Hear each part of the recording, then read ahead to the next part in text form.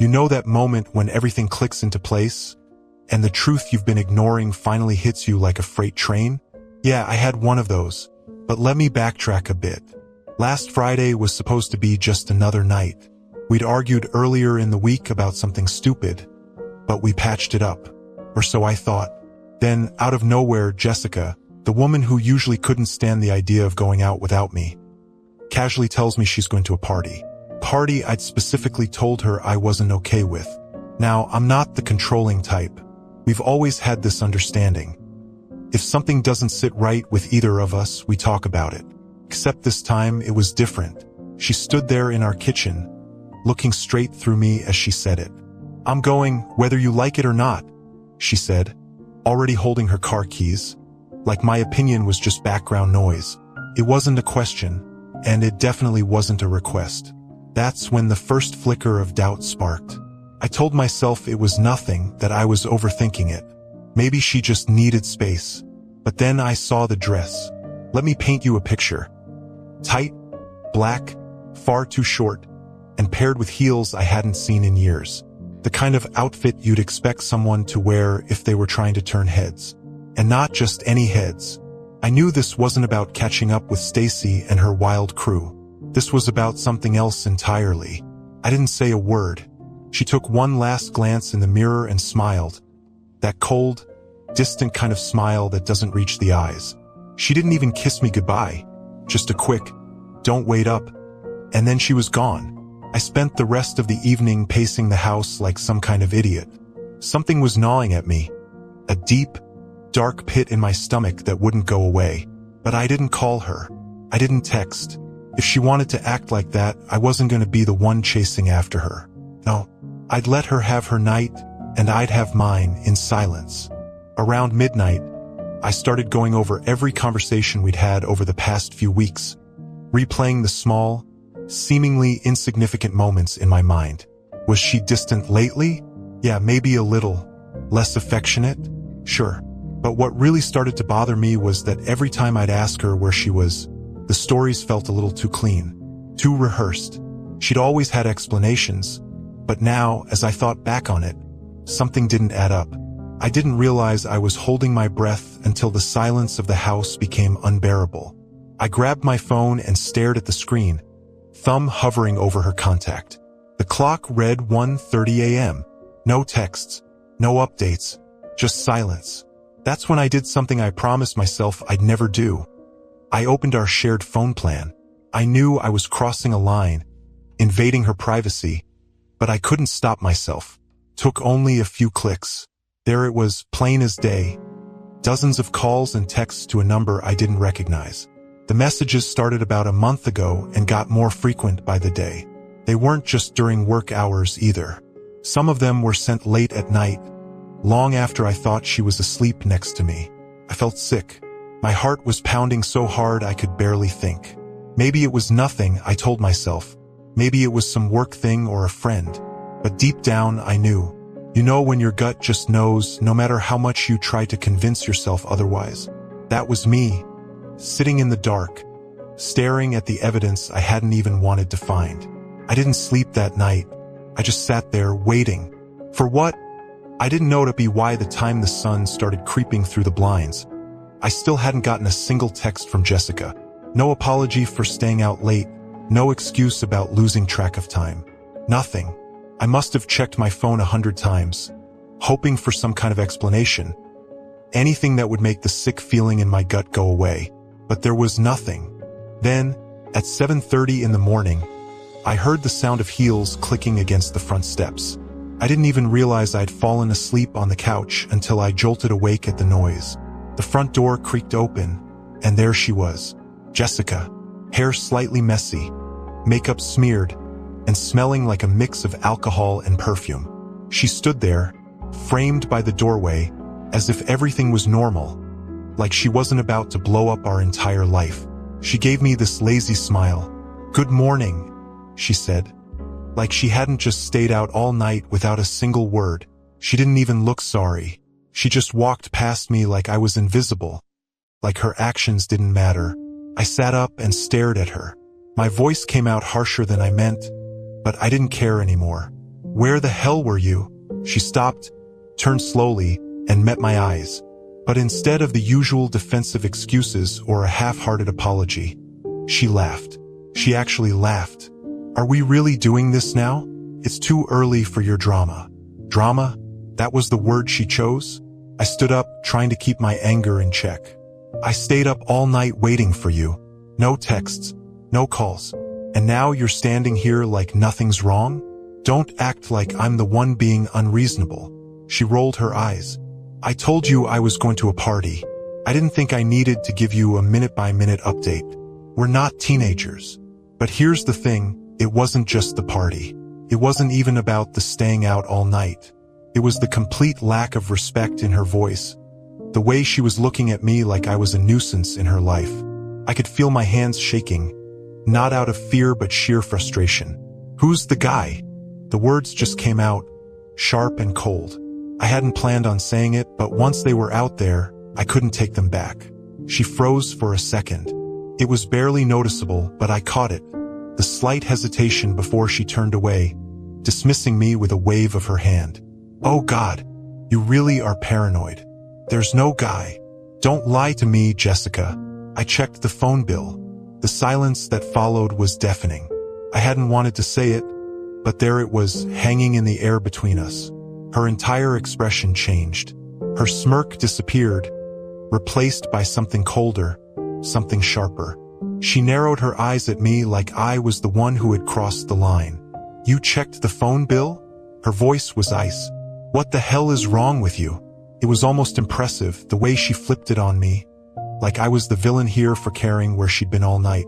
But I wasn't going to let her control the narrative. Not this time. Who is he? I repeated, this time louder, my voice barely holding together.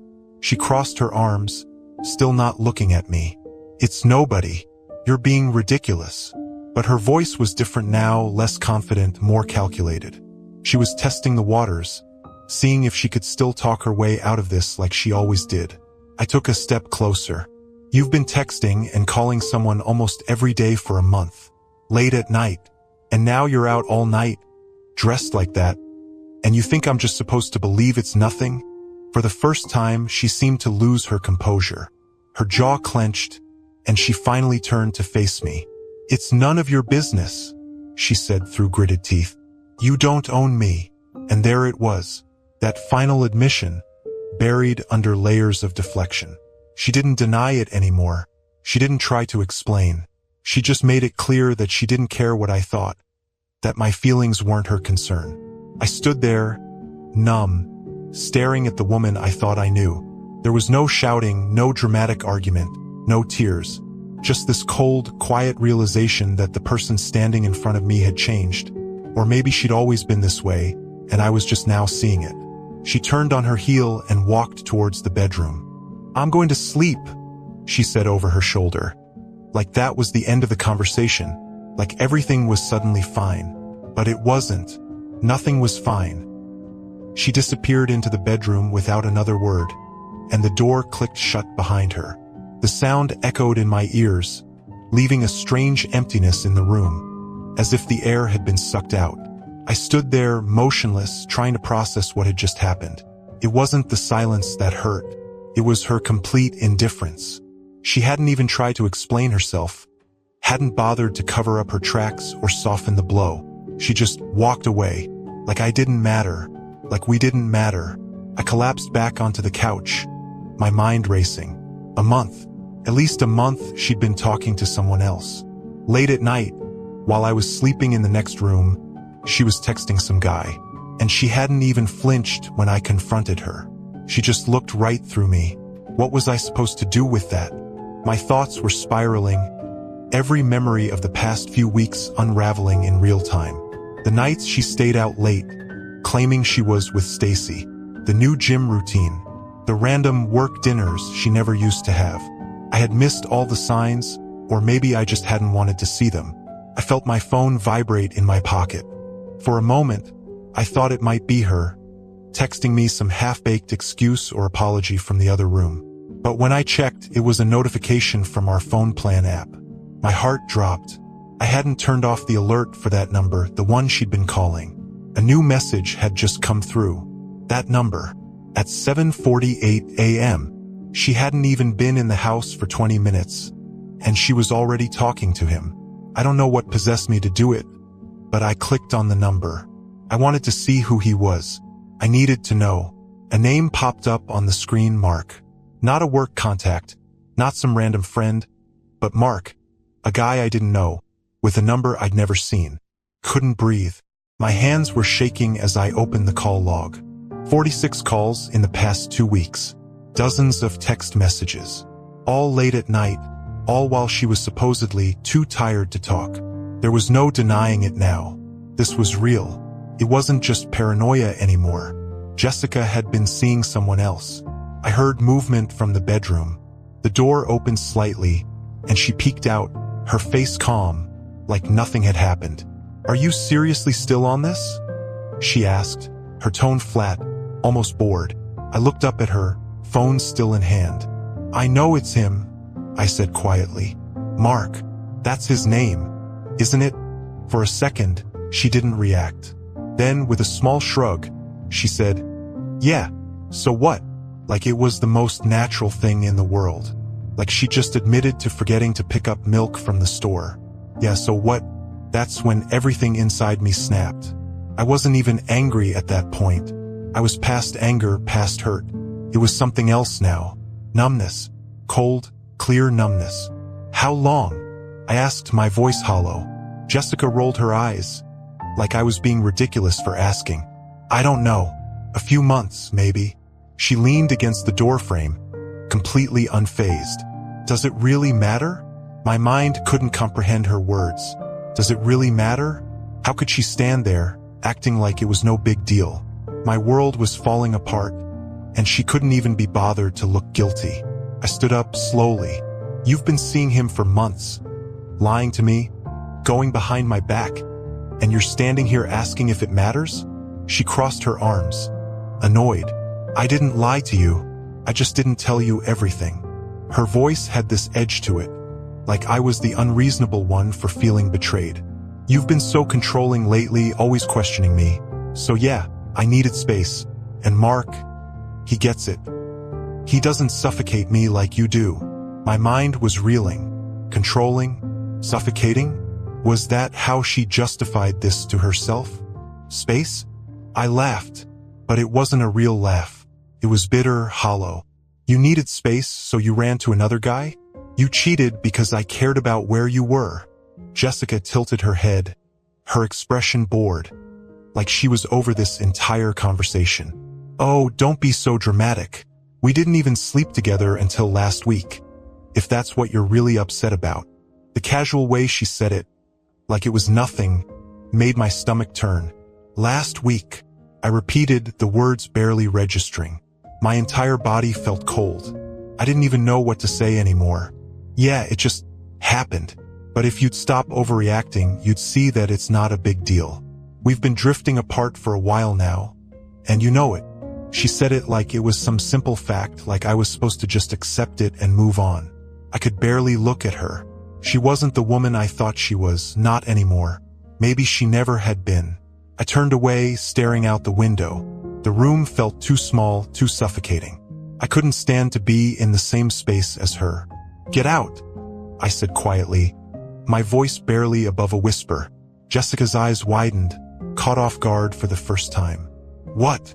"I said get out," I repeated, louder this time, turning to face her. "I don't care where you go. Just leave. Now." For a moment, she looked like she might argue. But then, without another word, she grabbed her purse from the counter. Slipping on her shoes like this was just another ordinary morning. "Fine," she said, brushing past me towards the door. "I'll go, but don't expect me to come crawling back. You did this to yourself." And with that, she walked out, slamming the door behind her. The house fell into silence again, but this time it was different. This time, the silence felt final, like something had broken that could never be fixed. The sound of the door slamming echoed through the house, leaving a ringing in my ears. I stood there, still staring at the spot where Jessica had been just moments before. the empty space somehow feeling heavier than her presence. It was strange. After months of feeling like she was slipping away, the house now felt suffocating without her. I don't even know how long I stood there, just frozen. My mind was blank, except for one thought looping over and over. She's gone. She's really gone. And yet, even in that moment, I couldn't tell if I was devastated or relieved. Maybe both. I collapsed onto the couch, still clutching my phone, my hands trembling. The notifications for her and Mark's calls were still there, staring back at me, as if mocking everything I thought I knew about my life. How had it come to this? How had I let it get this bad without realizing? I dropped the phone onto the coffee table and leaned back, staring at the ceiling. My chest was tight, but not from crying. Tears never came. I felt hollow, numb, almost as if my brain was refusing to process what had just happened. I wanted to feel angry. I wanted to scream, break something, punch a wall. Anything to release the pressure building inside me. But nothing happened. I just sat there, as though I were stuck in some nightmare I couldn't wake up from. My mind started racing again, going back over every detail, every moment that led up to this. I thought about the night we met, how she'd walked into that bar with a confidence that had drawn me in immediately. She was different back then. Funny, spontaneous, real. At least I thought she was. But now it felt like I'd been living with a stranger, and I was only just realizing it. And then there was Mark, some guy I'd never met, never even heard of, who somehow became more important to her than I was. The worst part wasn't even that she cheated. It was the fact that she didn't care. She didn't even try to lie to me when I asked her who he was. She just shrugged it off like it was nothing. Like I was nothing. I should have seen this coming. Maybe I did, deep down, but I'd convinced myself it couldn't happen to me. That we were stronger than this. That I was stronger than this. But clearly I was wrong. Jessica had been slipping away for months, and I'd been too blind to notice, or too stupid to accept it. The last few conversations we did played in my head like some twisted highlight reel. All the little moments where I'd asked if something was wrong and she'd brushed me off. I remembered the times she came home late, the nights she turned away from me in bed, claiming she was tired, the nights when I could feel her slipping away, inch by inch, but I hadn't done a damn thing about it because I didn't want to seem paranoid. And now it was too late. She was gone, and I was left here, in this empty house, with nothing but the weight of her absence. The reality of it all started to settle in.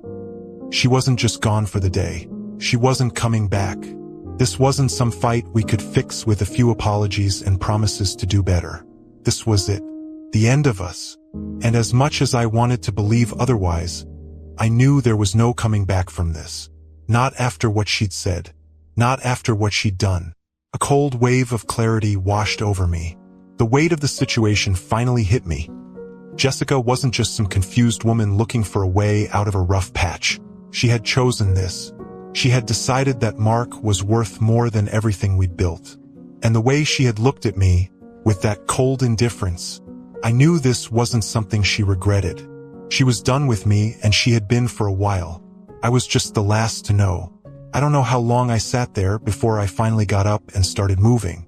I needed to do something, anything, to stop myself from thinking. My hands started working without my brain really catching up.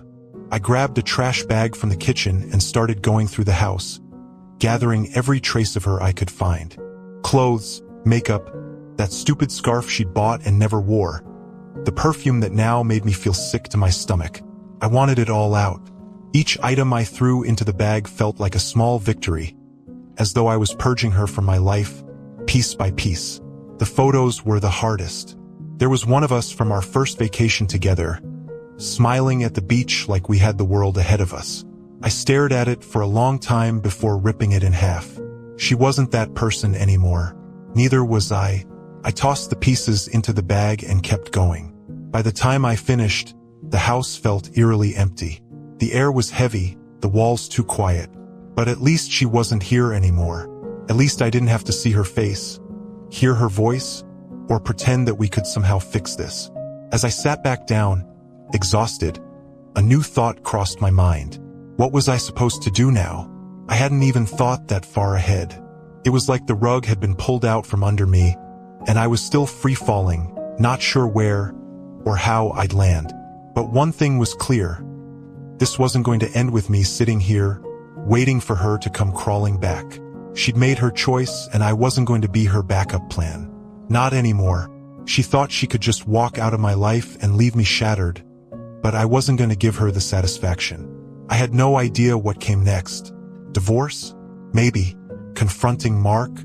The thought crossed my mind, but what good would that do? What was I going to do? Ask him why he ruined my life? No, I needed to figure out how to move forward, how to rebuild after everything had been torn apart. I didn't have all the answers yet, but one thing was for sure. This was the beginning of the end for Jessica and me. And for the first time, I realized that maybe, just maybe, that wasn't the worst thing in the world. The house was still almost eerily so. Every object, every shadow, seemed sharper in the absence of Jessica. It was like her leaving stripped everything of the comfort it once held. I should have felt relieved that she was gone, but instead, I was stuck in this odd limbo, caught between disbelief and the crushing weight of reality. The house felt like a stranger's home now. My own walls, once filled with laughter, arguments, shared secrets, they felt alien. I sat back on the couch, the trash bag of her things at my feet, and let out a long breath. There was nothing left to do except face the truth.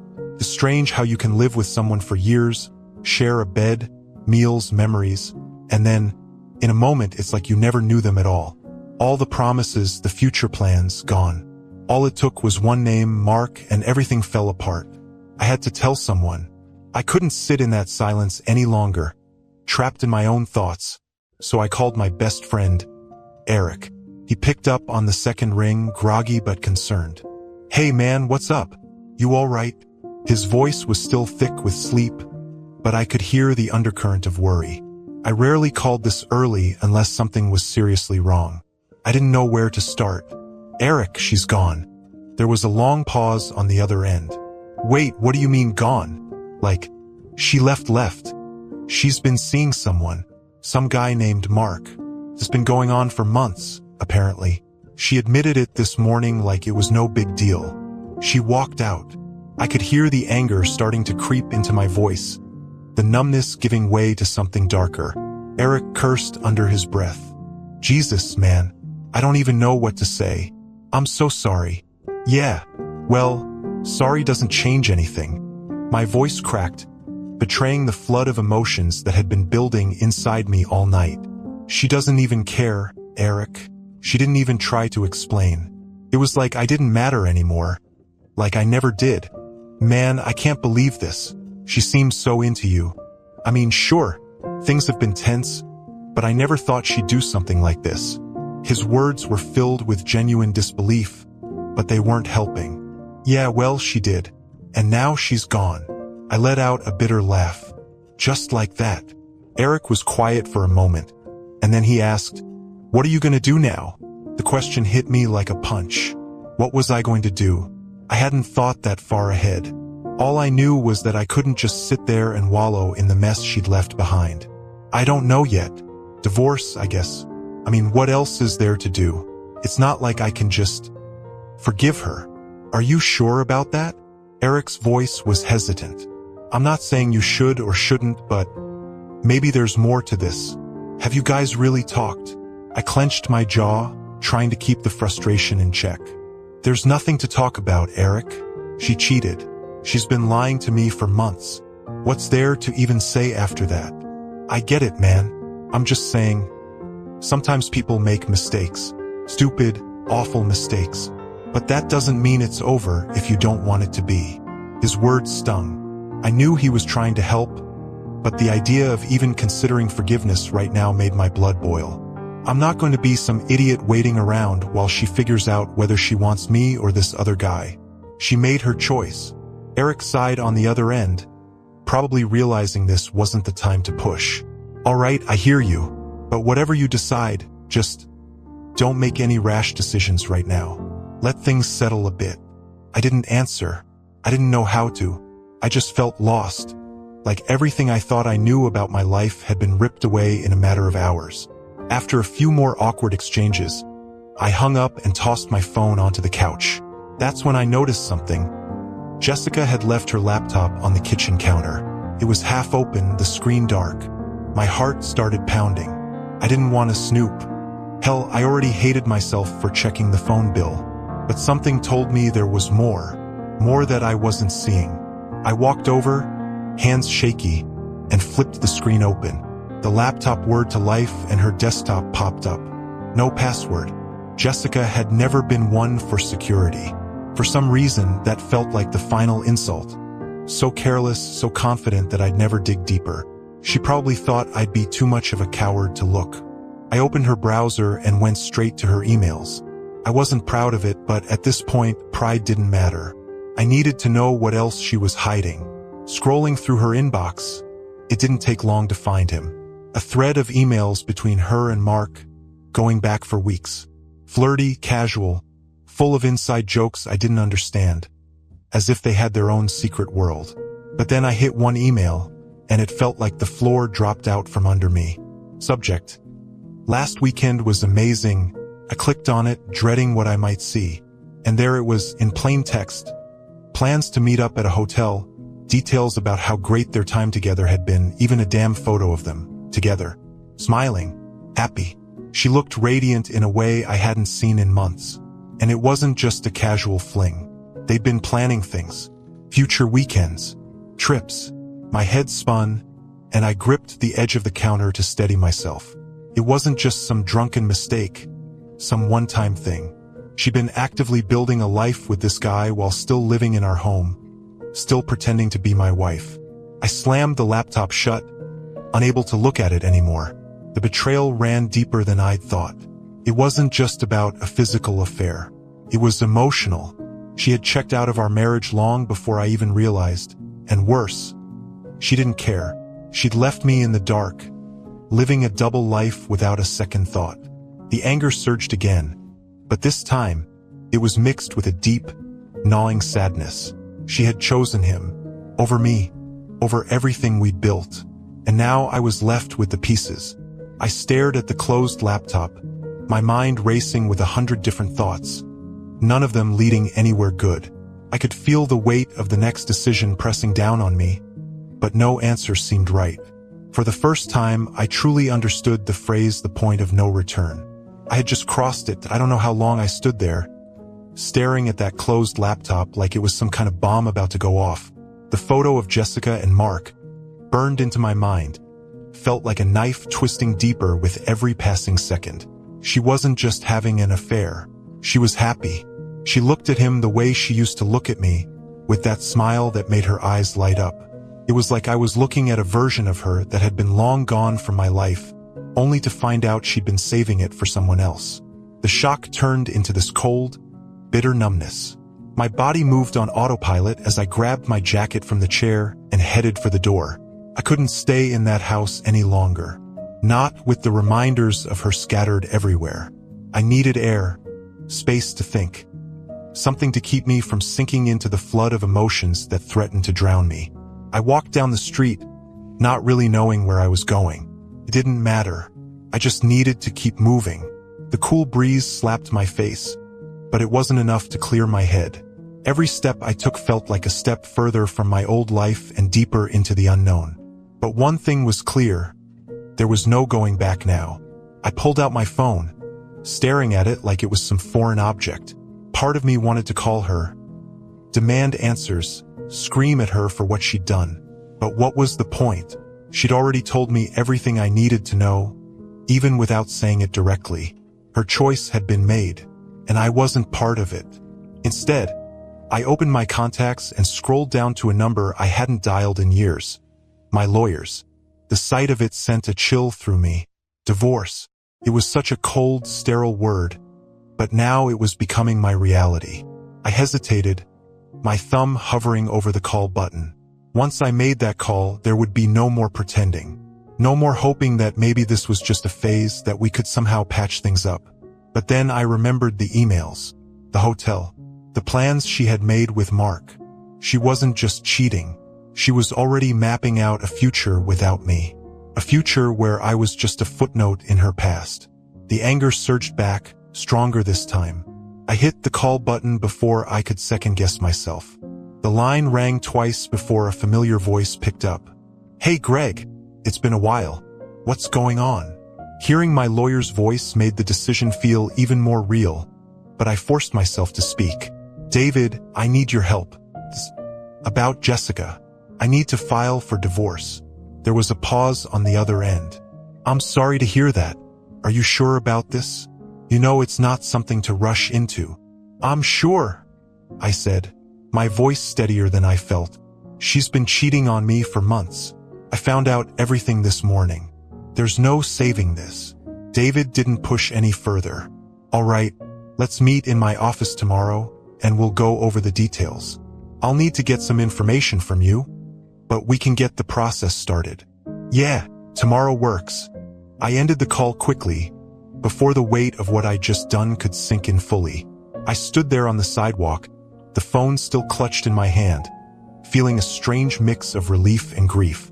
I had just set something in motion that would officially end my marriage, and I didn't know whether to be proud of myself for finally taking action or sick to my stomach for giving up on 7 years of my life. I kept walking, the streets empty, my thoughts running wild. Memories of Jessica flashed through my mind, uninvited, like ghosts from a life that no longer existed. I thought of the day we moved into our house, how we'd picked out the paint colors together, arguing about whether the living room should be blue or green. I thought about our first Christmas, how we spent hours untangling Christmas lights and laughing like idiots when half of them didn't work. Felt like a lifetime ago, but it wasn't. It was the same Jessica, the same life, just before the lies, before Mark. I ended up in a small park not far from our house. The bench creaked under my weight as I sat down, staring at the playground across from me. A little girl was laughing as she swung back and forth, her father pushing her gently, smiling like the happiest man in the world. For a moment, I wondered what that man's life was really like. Was he living in bliss, or was he like me, on the edge of something he couldn't see coming? The thought made my chest tighten. I'd once been like him, hadn't I? Blissfully unaware, thinking I had it all figured out. Jessica and I had been happy once. We had plans, but those plans had been shattered long before today. I just hadn't realized how far gone things were until it was too late. Sitting there, I had this sinking realization. The woman I loved wasn't the woman who had just walked out of my life. Jessica had become someone I didn't recognize. Maybe she had been changing for a while, and I was just too blind to see it. Maybe I hadn't changed enough. Either way, the reality was that we were two different people now, heading in completely opposite directions. The hours passed without me noticing. The sun started to set, casting long shadows across the park, and yet, I still didn't have the energy to go home. Home. The word didn't even feel right anymore. The house might have had 4 walls, a roof, and all my things, but it wasn't home. Not without the life I thought I'd have. Finally, I stood up and started the slow walk back. As I approached the house, something caught my eye. The trash bag I'd packed with Jessica's things was still sitting by the front door, where I'd left it. I picked it up, the weight of it feeling strangely satisfying. This wasn't just trash. This was the last of her. The last remnants of the life she'd chosen to discard. Without a second thought, I took the bag and tossed it into the large trash bin outside. The lid slammed shut, the finality of it echoing in the quiet evening air. And just like that, the first step toward moving on was taken. I didn't know what the next days, weeks, or months would look like. I wasn't naive enough to think that a single act of throwing away her things would fix the mess she'd left behind. But for the first time, I felt like I had control over something, no matter how small. The future was a blank slate now, and while that terrified me, it also felt freeing. One thing was certain. I was done being a backup plan in Jessica's story. This was my life too, and I wasn't going to let her betrayal define it. The next morning felt surreal, like I was living in someone else's skin. I'd slept in our bed, but it felt emptier than it ever had. The silence was unbearable. No sound of Jessica moving around the house, no clatter of dishes in the kitchen. Just me, lying there, staring at the ceiling, my mind trapped in the loop of what had happened.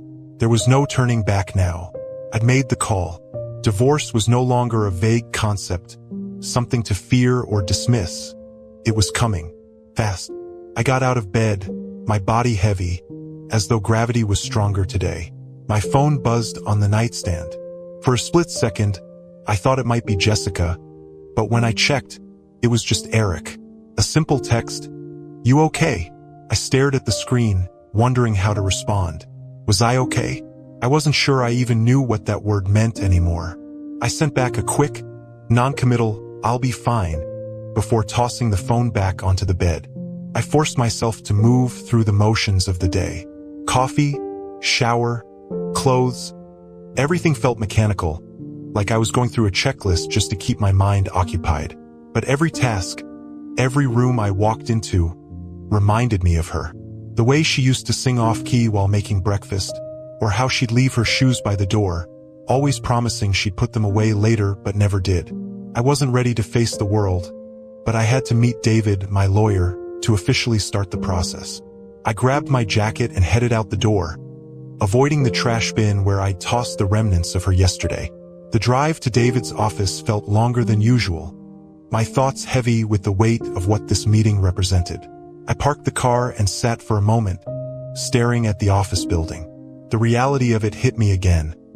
I was about to dismantle the life we'd built together, brick by brick. David greeted me with the kind of polite sympathy I expected from someone who had seen countless divorces. He didn't ask how I was feeling, and for that I was grateful. We sat down in his small office, papers spread out in front of us, the fluorescent lights casting a harsh glow on the bleak reality of my situation. "So, let's start with the basics," David said, his voice calm but businesslike. "You've been married 7 years. No kids, correct?" I nodded, my throat tight. 7 years. It sounded like a lifetime and a blink of an eye all at once. "Any joint assets? House, cars, savings?" He asked, pen poised to take notes. I swallowed hard, my mind trying to focus on the legal side of things instead of the emotional weight of it all. "The house, yeah. We're both on the mortgage. No kids, so nothing there. We have a joint account, but most of our savings are separate. It's pretty clean, I guess." David nodded, jotting down notes. "Good. That makes things easier. Given the circumstances, we can move through this fairly quickly.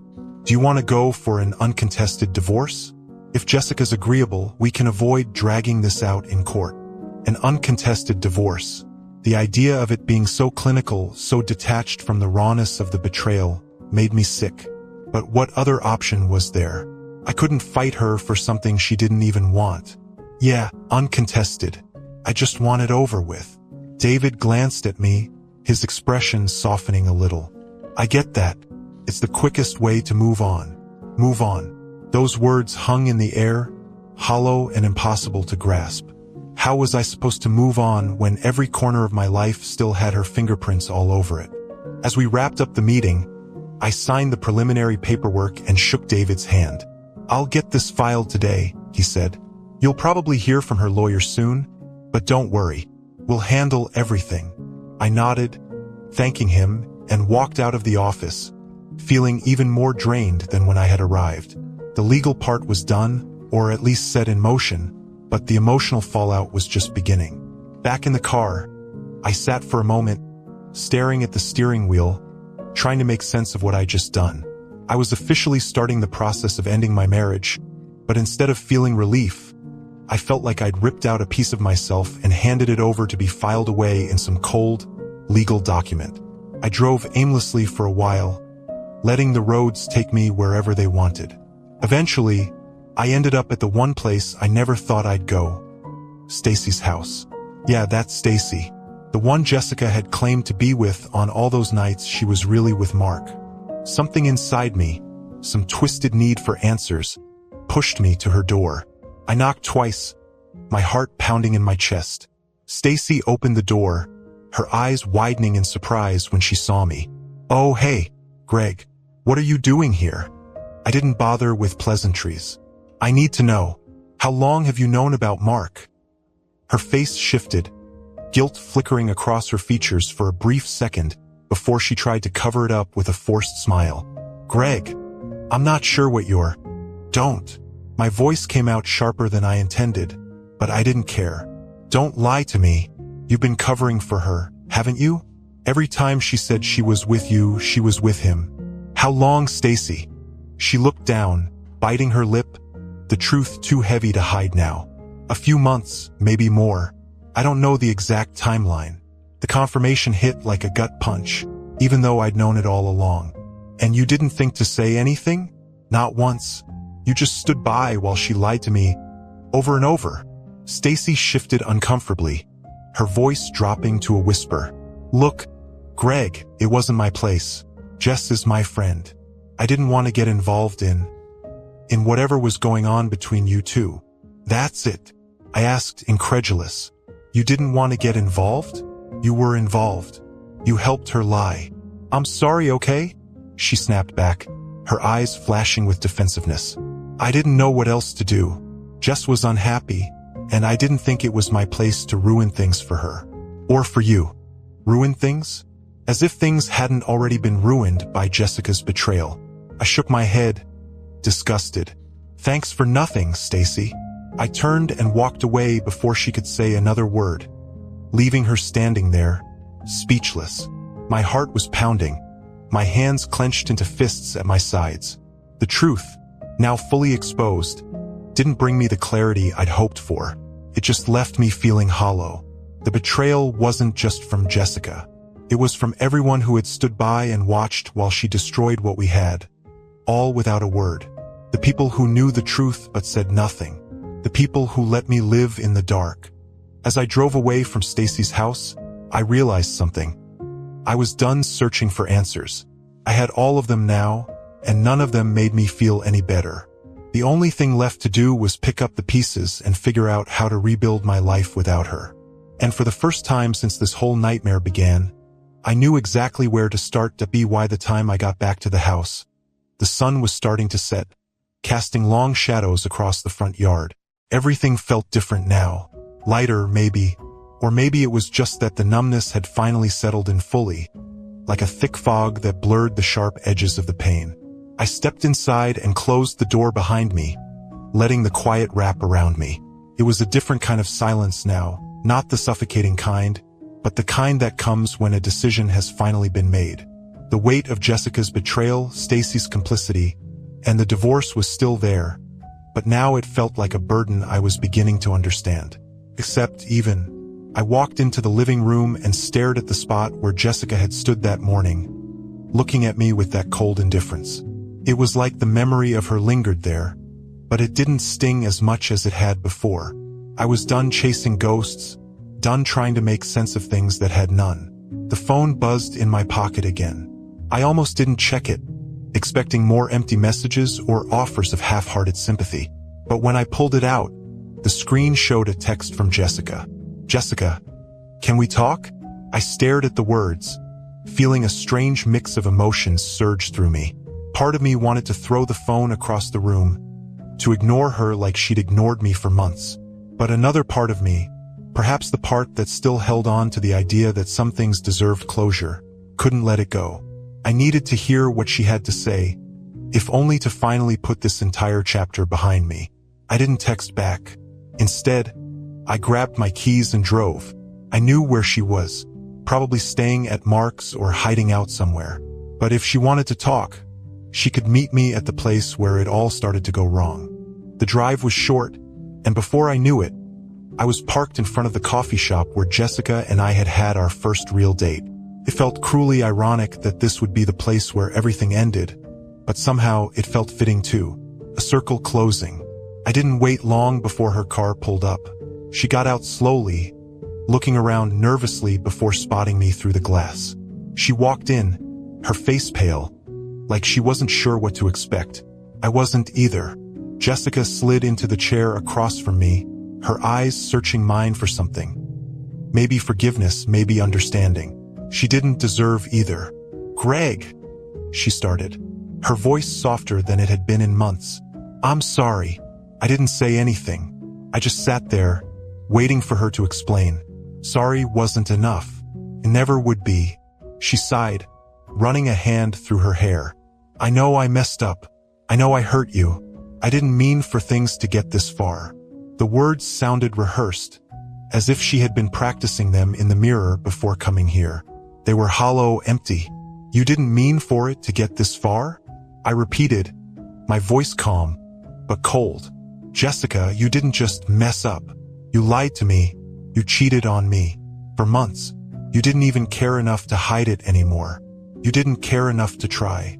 Her eyes dropped to the table, guilt flashing across her face. It wasn't supposed to be like this. Mark, it wasn't serious at first. I didn't even know what I was doing. I felt trapped, Greg.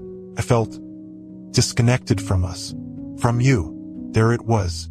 The justification I'd been expecting. The excuse that was supposed to make it all make sense. But it didn't. Nothing she said could undo what she'd done. You felt disconnected. So you ran off with someone else? I asked, my voice steady, almost numb. And you never thought to talk to me? To tell me how you were feeling before you went behind my back? Jessica looked up at me, her eyes pleading. I didn't know how. You've been so distant too, Greg. We've both been distant. It's like we were living separate lives even before Mark. I didn't know how to fix it. I thought maybe if I did something for myself, I could figure it out.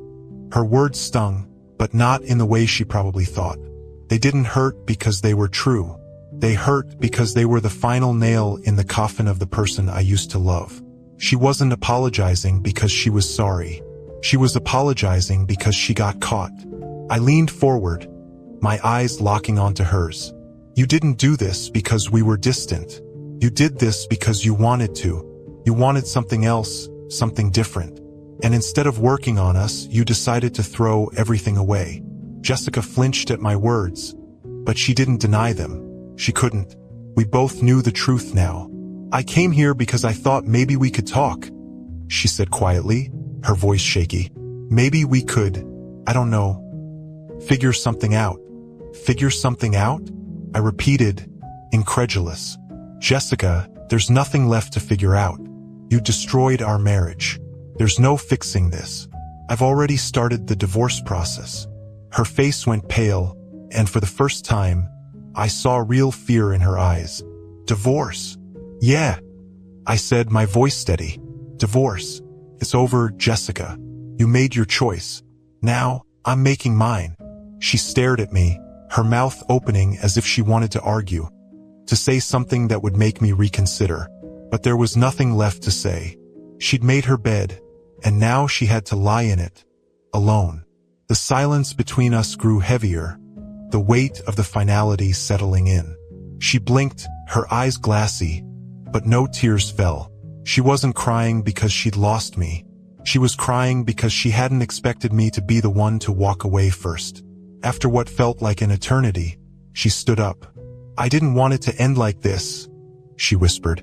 I nodded, standing too. Neither did I, but here we are. Without another word, she turned and walked out of the coffee shop, disappearing into the night. I watched her go, feeling a strange sense of closure wash over me. This was it, the end of us.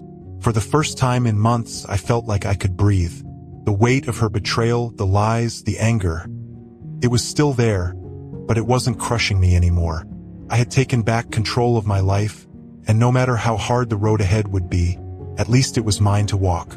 As I left the coffee shop and stepped into the cool night air, I realized something. I wasn't just losing Jessica. I was finding myself again. And that, above everything else, was the most important thing. Because in the end, the person I needed to forgive wasn't her.